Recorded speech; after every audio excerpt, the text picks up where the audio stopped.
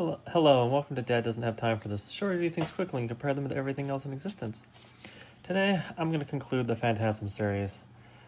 What a weird series it was. We're going to talk about Phantasm 3, 4, and 5 today.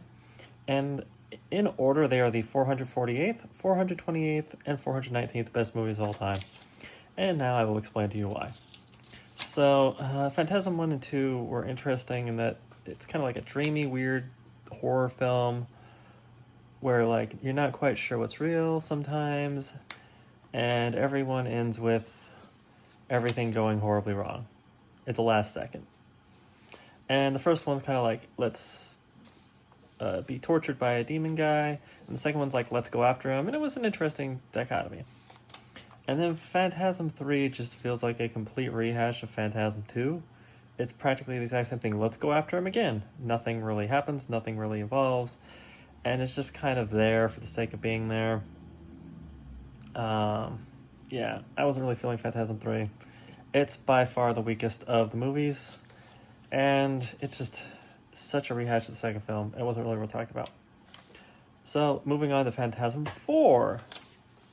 Phantasm 4 is a bit more interesting in that it takes the premise of what if the tall man tries to take the boy from the first film, who's now a guy, a full-grown man, and turn him into a replica of himself.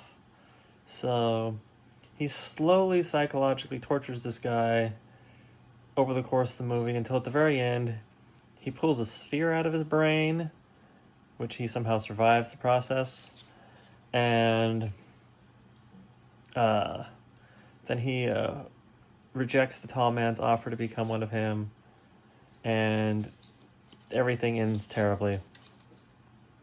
So that was Phantasm 3. It's an interesting premise. And then Phantasm 5 gets even more weird. If the budget of this movie wasn't so clearly low, and it was so, like... Phantasm 5 is simultaneously like the worst and best movie in the series, because it embraces the weirdness of what is reality and dreams, in that it bounces back and forth between multiple realities. Like, in one reality, Reggie is like an old man dying of dementia, and then in another reality, he's like traveling through time, and in another reality, he wakes up in a post-apocalyptic future where the tall man's spheres have conquered the world and there's zombies everywhere. And the VFX are terrible, but it's kind of in a charming way, like Birdemic. And there's just something about this fifth movie it feels very ethereal and weird, and you're never quite sure what is real through the whole movie. And even the ending is ambiguous. Spoilers, it ends up being that there are two prime realities. There's the none of this really happened reality, where Reggie dies of a heart attack in a hospital with his two best friends by his side. And then the every bad thing actually happened reality, where everyone goes off in Reggie's car to fight the tall man in the future, and everything is just terrible. But they're all back together, including the black girl from Rocky, from I think 3 or 4, I don't remember. It blends together. I think she was in the 4th movie, and then I think the 3rd one was the one with the kid. I could be getting that backwards. Don't quote me on that.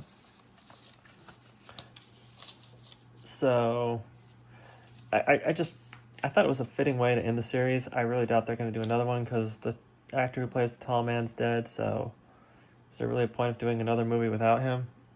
I would say no, but you never know. All in all, I'd say I'd let the franchise rest at this point. It's gotten as good as it's going to get, and it's nowhere near as good as other long-running horror franchises like The Conjuring or Tremors. I love Tremors. Tremors is so good. But this is not Tremors. This is Phantasm. A very low-budget, ethereal horror film It just gets weirder with each time. There is one thing I want to point out. What is up with Reggie in trying to sleep with every single woman he meets? No matter how big the age gap, and what it's very awkward and creepy. But I did really like the one where he like convinces the girl to sleep with him. She handcuffs him to a bed, and then it's just like, peace out, good night. And he just has to sleep there handcuffed to a bed because she's not having any of his shenanigans. It's kind of weird. Also, another major gripe, while it looks cool having a 4-barreled shotgun strapped together, that is one of the most impractical weapons in a horror movie I've ever seen. Like, you get one shot, it takes forever to reload, it uses 4 times the ammunition. It's a terrible weapon. Why would you... I realize it becomes like the icon of like the whole anti-tall man war, but it's just a terrible weapon. It makes no sense whatsoever. But other than that, it's not a terrible franchise. It's not the best. Chucky's also way better. Child's Play is a much better series. There's several much better horror franchises out there. But if you want something very ethereal and kind of weird, why not watch a tall man make midget zombies try to take over the world? There you have it. That's Phantasm. If you disagree, let me know. You have a great day, and I'll talk to you later. Bye.